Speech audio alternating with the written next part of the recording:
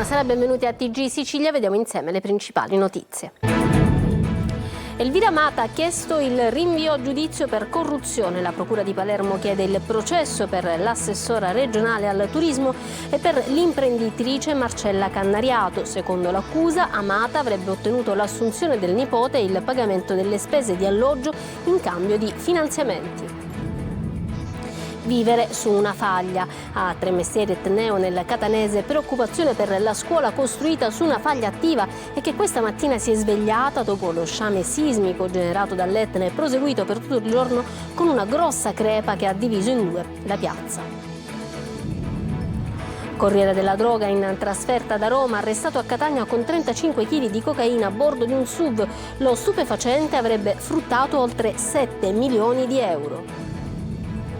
Pedofilia. A Partinico arrestato un giovane che si è scagliato contro il nonno, accusandolo di aver abusato della sorella tredicenne. Rifiuti. Il sistema presto in emergenza. Le piattaforme sono sature e non riescono più a smaltire la quantità di spazzatura in arrivo. A Caltanissetta si blocca la raccolta del vetro e gli impianti della plastica sono ormai saturi. Senza clamore le prime reazioni al nuovo no della Corte dei Conti al progetto del ponte sullo Stretto. Salvini si è detto ancora una volta determinato ad andare avanti. A Messina il Comune continua a lavorare al piano regolatore che prevede la nuova infrastruttura. Il calcio. È iniziata la marcia di avvicinamento del Palermo alla sfida di sabato contro l'Entella. Rosanero a caccia di punti per risalire in classifica. In Serie C, Ross Pelligra è arrivato a Catania. Nell'agenda del presidente rosso-azzurro incontri su Torre del Grifo e sul futuro della squadra con lo sguardo al mercato invernale.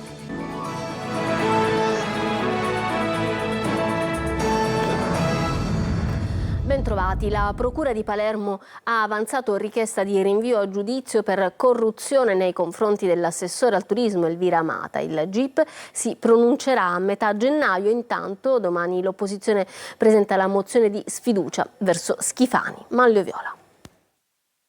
Avrebbe concesso un contributo da 30.000 euro ad una manifestazione su Donne, Economia e Potere in cambio dell'assunzione e dell'alloggio per il nipote da settembre 2023 a marzo 2024. Con l'accusa di corruzione la Procura di Palermo chiede il rinvio a giudizio per l'assessore al turismo della regione siciliana Elvira Amata e per l'imprenditrice Marcella Cannariato. L'inchiesta è un filone dell'indagine iniziata con lo scandalo della mostra milionaria a Cannes, che ha poi portato a un'altra indagine sul presidente dell'Ars Gaetano Galvagno e ad altri due filoni diversi sul turismo, uno dei quali adesso arriva davanti al GIP, Walter Tortorici, che ha convocato l'udienza per decidere il prossimo 13 di gennaio. Ma nell'attesa che la giustizia faccia il suo corso, la richiesta è già un'altra tegola sul governo e la regione. Attaccano le opposizioni. Il presidente mette alla porta adesso anche Fratelli d'Italia, togliendo gli assessori dalla giunta come fatto con quelli della Democrazia Cristiana, dice il capogruppo 5 Stelle Antonio De Luca. Schifani si dimetta e liberi la Sicilia da questa cappa, chiede invece ancora una volta il segretario del PD Anthony Barbagallo, mentre Ismaele Lavardera parla dell'ennesimo schiaffo ai siciliani per bene. Intanto domattina le opposizioni all'Ars tutte insieme presenteranno la mozione di sfiducia al governo della regione, annunciata alla fine della scorsa settimana dopo il ritiro in convento proprio di PD, 5 Stelle e Controcorrente. Una mozione che comunque non ha voti sufficienti per riuscire e già è stata criticata anche da Cateno De Luca, che l'ha tacciata come ipocrita. C'è preoccupazione a Tremestieri Etneo nel Catanese per una scuola costruita proprio solo sopra una faglia attiva. Gli esperti dell'INGV dicono la faglia è in movimento e si è risvegliata proprio in questi giorni dopo il susseguirsi di scosse di terremoto provocate dall'Etna. È andato per noi Tonino De Mano.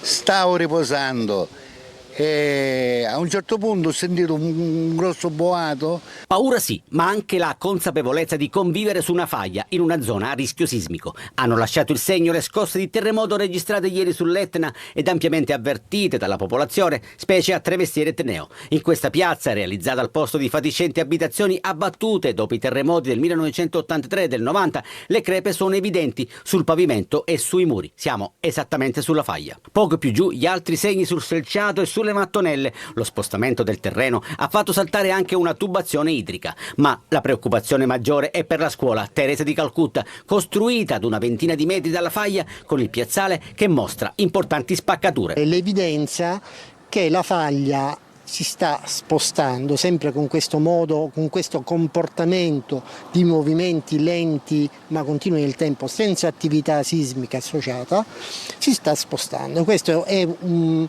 modo di comportamento di questo settore della faglia di Tremestieri ben conosciuto. Ieri il grande spavento con gli studenti fatti uscire in fretta e furia. Oggi chi può cerca di recuperare giubbotti e materiale didattico. Cancelli chiusi e verifiche in attesa di riscontri da parte delle autorità competenti. Preoccupazioni ce ne sono ovviamente, quindi ci vogliono ora gli organismi tecnici che dicano se sono agibili o seppure i bambini devono essere allocati in altri posti. Scuole chiuse per accertamenti in tutto il territorio comunale di Tremestieri e Tenneo, sopralluoghi ma lezioni regolari a Mascalucia. Intanto, notizia di pochi minuti fa, dopo gli accertamenti tecnici, il comune di Tremestieri e Tenneo ha disposto per domani mattina la riapertura dell'istituto Teresa di Calcutta, che abbiamo appena visto nel servizio di Tonino De Mana. Intanto, dopo le 2 scosse leggere di ieri, oggi una nuova scossa si è registrata a Mascalucia e la magnitudo è bassa di 1,9, ma segno che lo sciame sismico proveniente dall'Etna continua. Un corriere della droga intercettato a Catania con 35 kg di cocaina a bordo di un SUV era in trasferta da Roma ed è stato arrestato dalla Guardia di Finanza. Lo stupefacente avrebbe fruttato, pensate, oltre 7 milioni di euro sul mercato. Emanuela Corsi.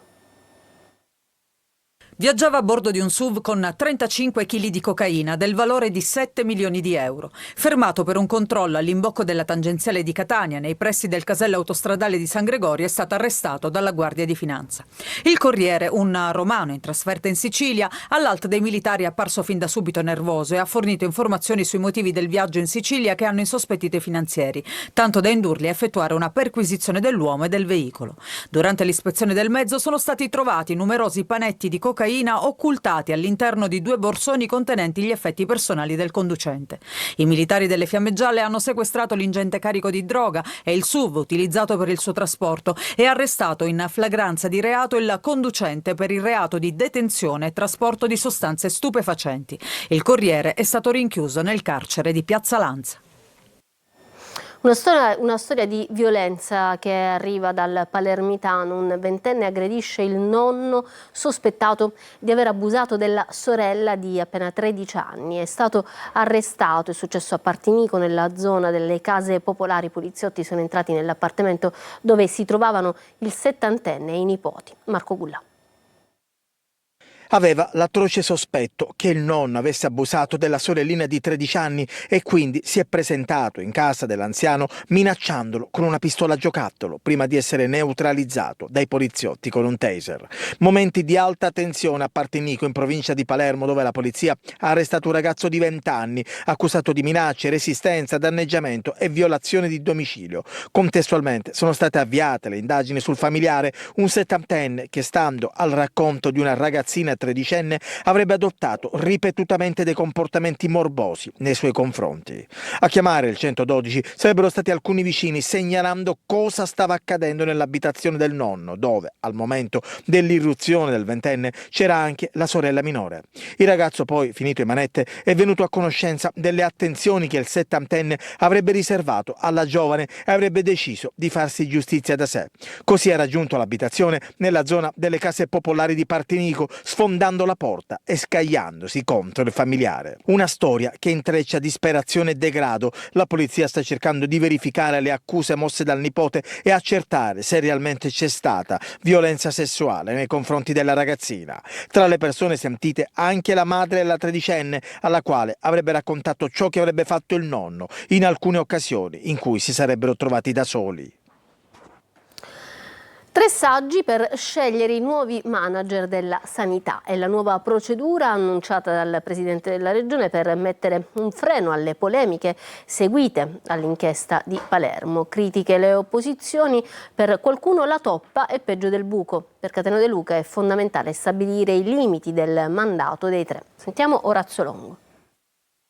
L'annuncio di Schifani di nominare una commissione per scegliere i manager della sanità non è scevra da critiche. Il presidente della regione ha spiegato che i nuovi direttori generali non saranno scelti soltanto dalla giunta, ma saranno prima selezionati da una commissione composta da 3 soggetti nominati, uno dal governatore, un altro da Agenas, l'Agenzia Nazionale per i Servizi Sanitari Regionali, e un altro ancora dalla Conferenza dei Rettori. La selezione, promette, sarà rigorosa, ma per il PD questo significa una missione di colpa che conferma che in Sicilia il sistema è stato piegato alle logiche partitiche. Per Manlio Messina la toppa è peggio del buco, mentre il Movimento 5 Stelle parla di fumo negli occhi. Per Cateno De Luca migliorare il meccanismo che possa alzare la qualità delle terne è utile, ma non basta. Non mi pare che ci siano regioni dove è la cicogna a portare comunque i manager. La politica sceglie. La questione è in quale ovviamente alveo sceglie e soprattutto qual è il mandato che alla fine hanno questi manager.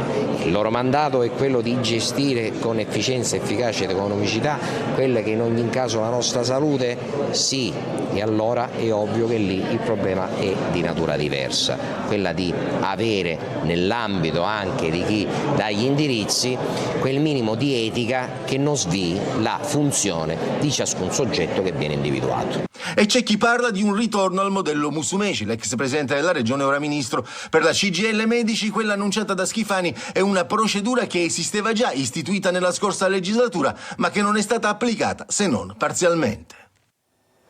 E il segretario regionale del PD Sicilia, Anthony Barbagallo, commenta l'incidente mortale di sabato scorso a Randazzo, in cui ha perso la vita un ciclista. In base alle nostre informazioni, spiega, sabato scorso l'ambulanza giunta sul posto era sprovvista di medico a bordo e non c'era medico neanche al presidio territoriale di emergenza. È il dato che descrive lo smantellamento dei nostri servizi di prossimità.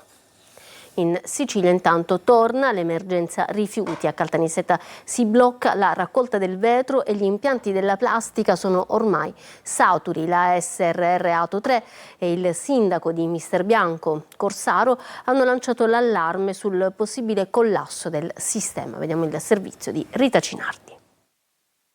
La Sicilia si trova ad affrontare una nuova emergenza ambientale. Il sistema di raccolta differenziata è in crisi. A Caltanissetta il vetro non viene più ritirato, nelle piattaforme per la plastica invece non c'è più spazio. E sullo sfondo l'allarme lanciato dal sindaco di Misterbianco, il quale nei giorni scorsi ha dichiarato che senza una regia locale e regionale il sistema potrebbe collassare. A Caltanissetta la raccolta porta a porta del vetro è sospesa. Dasti, l'azienda che gestisce la raccolta, ha avvisato gli utenti che il servizio non potrà essere effettuato a causa del mancato ritiro di questa frazione da parte del Consorzio Recupero Vetro dalle rispettive piattaforme di riferimento. Ma non è solo il vetro a creare tensioni. La SRR Ato 3 Caltanissetta Provincia Nord ha diramato un proprio comunicato drammatico. La crisi regionale interessa anche la plastica raccolta tramite la differenziata. Secondo la SRR diversi impianti hanno chiuso o sospeso i conferimenti. Il motivo: le aree di stoccaggio sono piene e il Consorzio Corepla, che gestisce parte del riciclo degli imballaggi in plastica, ha bloccato i ritiri. Il Dipartimento Acque e Rifiuti della Regione Siciliana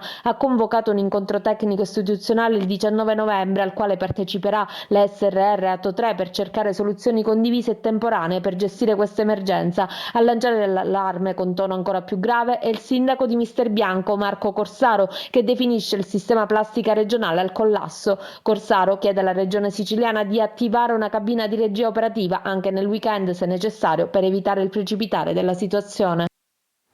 La vicenda relativa al ticket per l'accesso ai crateri silvestri sull'Etna ha scoperchiato il vaso di Pandora, lo dice José Marano, deputata regionale del Movimento 5 Stelle, dopo le audizioni di oggi in commissione all'Ars. Nessuna volontà di demonizzare i privati, spiega, ma da una mia richiesta di accesso agli atti emerge che l'ente parco non ha concesso alcun nulla osta, che invece è indispensabile per l'avvio di qualunque attività all'interno del parco.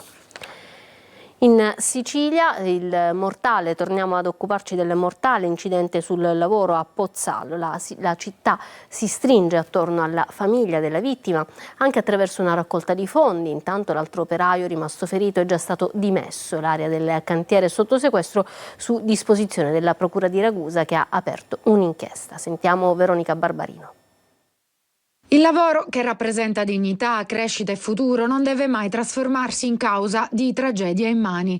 Con queste parole affidate alla pagina social del comune di Pozzallo, il sindaco Roberto Amatuna esprime il cordoglio dell'intera città per la morte dell'operaio albanese investito dal braccio in ferro di una betoniera mentre si occupava del gettito della copertura in cemento armato in un edificio in centro città.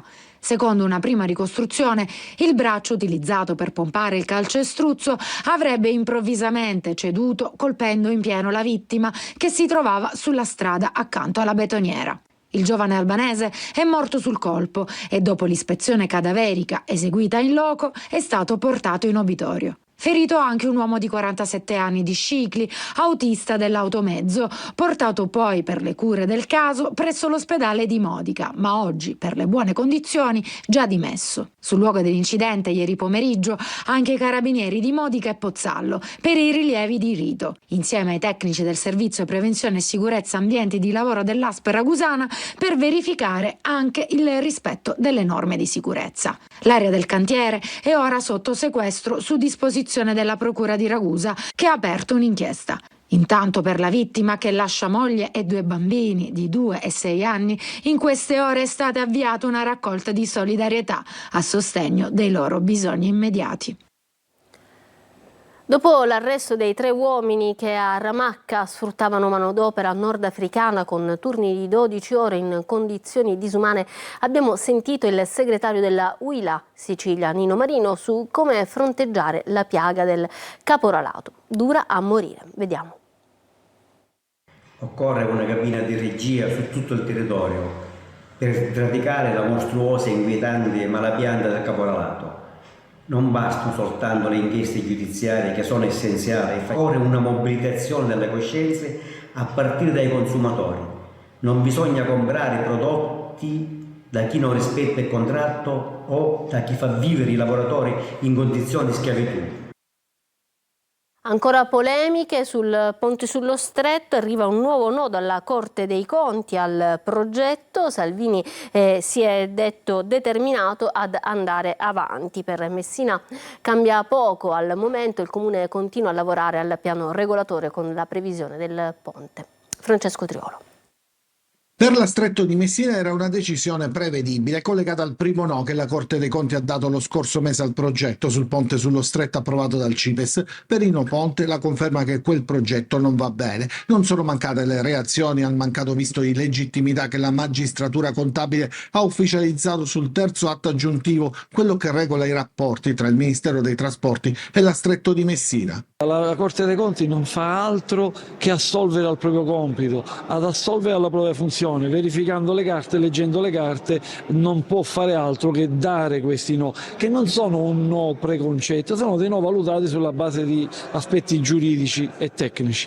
La Stretto di Messina ha convocato un CDA per il 25 novembre, anche il ministro Matteo Salvini conferma di essere determinato ad andare avanti, una fiducia che non manca nemmeno tra i leghisti messinesi. Noi continuiamo a credere nel fatto che il ponte sia un'opera nevralgica per tutta la Sicilia, non soltanto per la nostra città. Confidiamo nel fatto che il progetto andrà avanti e che nel lavoro del nostro ministro Matteo Salvini. Per Messina cambia poco al momento, il Comune sta lavorando al piano regolatore con la previsione del ponte. Credo che sia una fase in cui bisogna attendere e comprendere quali sono i passi successivi rispetto a un'opera che, per quanto riguarda il Comune di Messina, contiene anche tante opere anticipate che sono state presentate e che sono legate al grande impalcato. Anche al PRG di Messina, che ha dovuto cambiare? Sì, il piano regolatore generale è in una fase di stand-by rispetto a una visione che è sempre stata portata avanti senza il ponte. Questo, l'ho detto, non è un mistero, e che dovesse andare avanti questo iter, dovesse concludersi, deve essere rivisto rispetto a questa progettazione.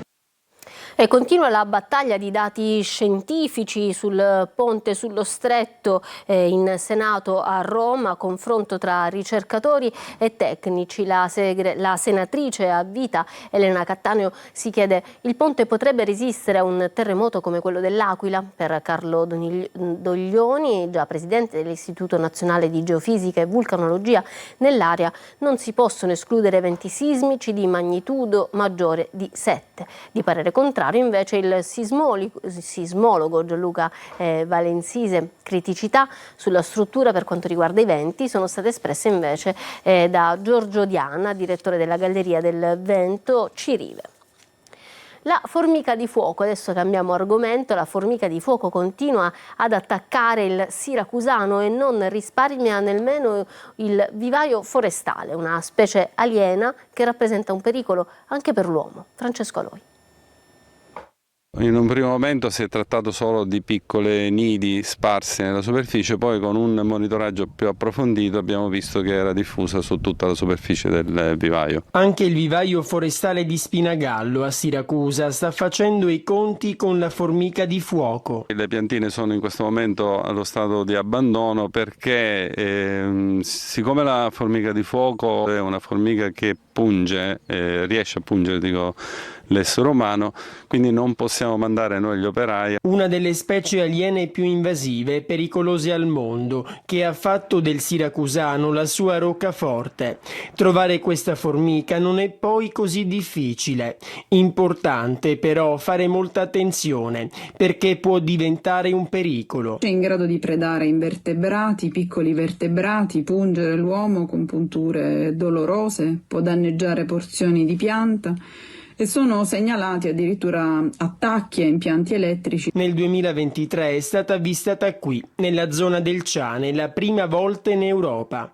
Ma secondo i ricercatori dell'Università di Catania, la formica di fuoco potrebbe essere arrivata già molto tempo fa. Sono in effetti state raccolte testimonianze di punture da parte di formiche e quindi presumibilmente ascrivibili a questa specie. La regione è comunque al lavoro per contrastare l'avanzata di questa formica e da alcuni giorni è attiva anche una web app dove si possono fare segnalazioni con molta facilità. Ci fermiamo per una pausa, tra poco lo sport e il calcio.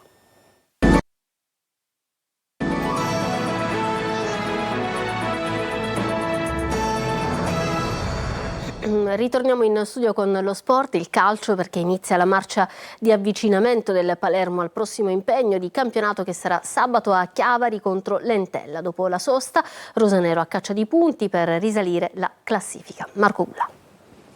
Obiettivo: tornare a fare punti. Il Palermo dopo la sosta tornerà in campo sabato a Chiavari contro l'Entella, una sfida dall'alto coefficiente di difficoltà perché l'Entella, nonostante una classifica comunque precaria, in casa si fa valere e in amichevole recentemente ha battuto anche il Milan. Pippo Inzaghi per la gara di sabato non avrà a disposizione Ranocchia, che è squalificato, out anche Gomez e Gyasi. Il centrocampista francese potrebbe tornare a disposizione per la gara del 29 novembre contro la Carrarese, mentre per l'esterno nato a Palermo potrebbe servire qualche giorno in più, ma di sicuro salterà le prossime 2 partite. A centrocampo al posto di Ranocchia dovrebbe essere impiegato Vasic con Palumbo e Segre a completare il reparto. In avanti certo della maglia c'è ovviamente poi Giampaolo, poi potrebbe toccare a Brunori affiancarlo. Dal match di sabato fino alla prossima sosta, ovvero quella invernale, il Palermo avrà 6 gare da giocare, 6 partite che saranno radiografiche sulle ambizioni della squadra di Inzaghi, che in questo momento è sesta e a 7 punti di distanza dalla vetta. È arrivato in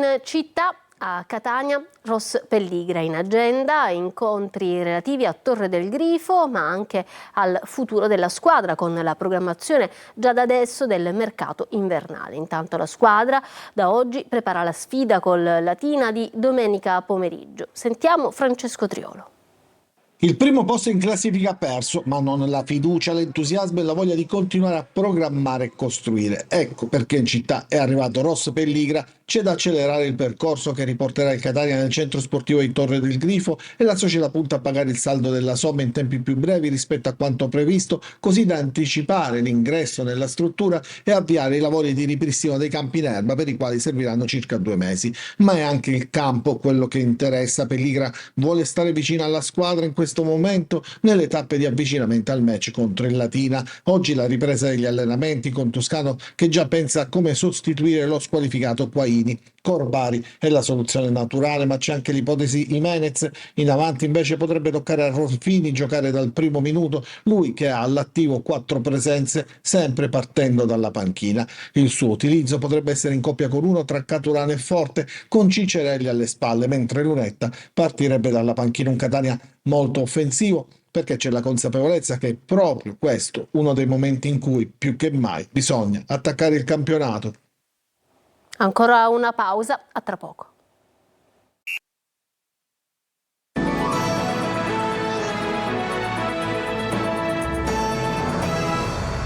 Bene, il TG finisce qua, grazie per aver scelto l'informazione di Antenna Sicilia. Da parte mia e dei tecnici dello studio un buon proseguimento di serata, arrivederci.